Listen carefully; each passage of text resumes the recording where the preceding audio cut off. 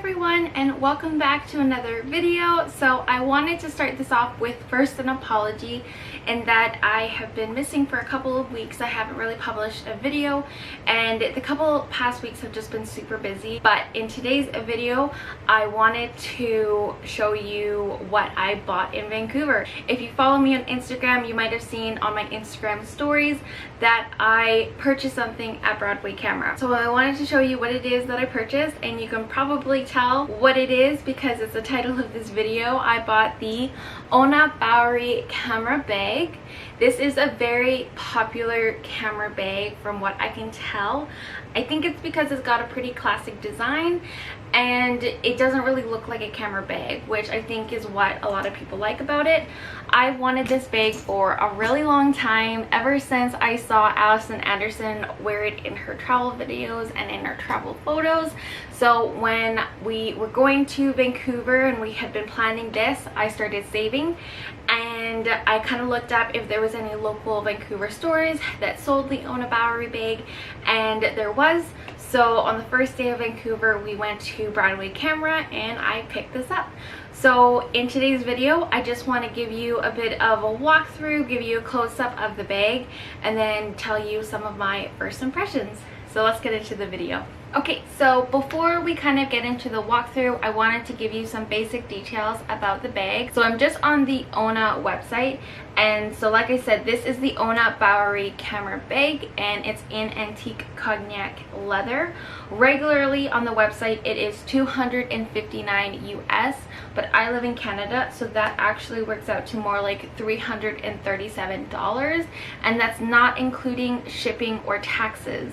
So when we were in Vancouver, I bought this at Broadway Camera and it was actually $309 Canadian, and then with taxes it came to about $350. So I saved some money because I didn't have to ship it. So that worked out well for me. So let's get to the walkthrough. Alright, so I just flipped you around so you have a better view of the bag. So this is just what the front of the bag looks like.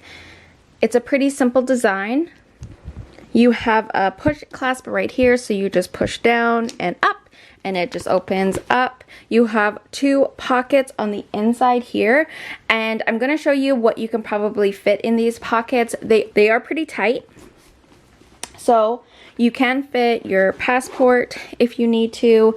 My wallet can fit in this front pocket as well. I have tried putting my phone in the pocket, but it's a little too bulky as well tall. So if I close the bag, it does tend to push up at the top when I put my phone in here in the front pocket. So I don't really put my phone there. This is what the inside of the bag looks like. There's nothing really, there's no pockets on the inside. You just have this one divider that is removable, so you can adjust it as you'd like. Just to show you, this is my Olympus and it fits quite nicely in there.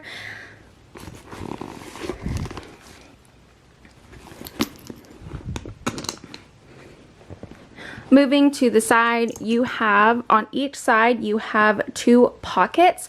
They are, like I said earlier, the leather is tight when you first get it, but you can fit like a lip balm. I was able to fit my hand sanitizer into one of the side pockets, and if you have a small SD card holder, you can probably fit it as well. This is what the back of the bag looks like. You just have this one long pocket in the back. This is typically where I keep my phone, so it just slips in just like that, and it's quite nice. It doesn't zip or anything. It's just one long pocket. And then there's nothing quite at the bottom, so there's no feet or anything. The straps here are adjustable, so you can adjust the straps, and then they just click on really nicely like that. So that's just what the bag looks like. So after having the bag in Vancouver and using it for the past couple weeks, I wanted to give you some first impressions of the bag. So I first wanted to talk about sort of the material of this bag. The bag is made out of leather and it does feel really like nice and high quality. The only con I have about the material of this bag is that it does scratch. So I'm gonna give you like a close-up of what I mean. So you see all of that right there?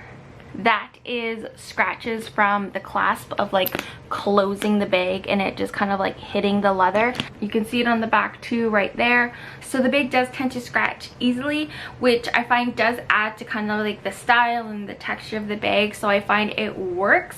However, if you are the person that likes having pristine bags and pristine equipment and all of that, then just keep that in mind when you're buying the Ona bag. The second thing is the clasp on the bag.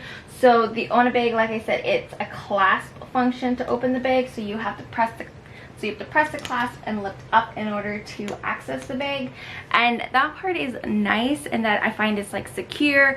And then if you're like me and you tend to overstuff your bags, it's nice having the clasp instead of a magnet. However, sometimes I find just having a clasp is a little bit more annoying in that I can't just like lift the bag open. I have to like push down and lift up, and sometimes I find it hard doing that with like the one hand if you've got your camera or something in the other hand. So the third thing is that the bag is definitely roomy enough to carry all of your essentials. So right now I'm only carrying the one camera body and the lens.